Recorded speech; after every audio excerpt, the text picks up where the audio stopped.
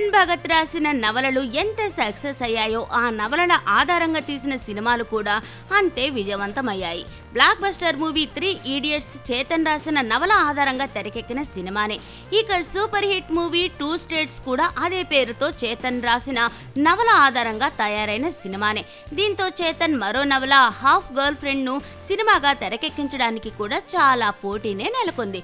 అర్జున్ కపూర్, శ్రద్ధా కపూర్ జంటగా మెహిత్ Suri half girl friend పేరుతో తీసిన సినిమాకు మంచి క్రేజ్ కూడా వచ్చింది. మంచి అంచనాల మధ్య ఈ శుక్రవారమే ఈ చిత్రం ప్రేక్షకుల ముందుకు వచ్చింది.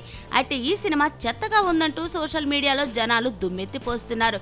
విమర్శకులు ఈ సినిమాను చీల్చి చెండాడుతున్నారు. ప్రముఖ critic Rajeev Masand half girl friend కు సింగిల్ స్టార్ రేటింగ్ ఇచ్చి ఈ సినిమా చూడటం నరకప్రాయమే అన్నట్లుగా తీర్మానించాడు.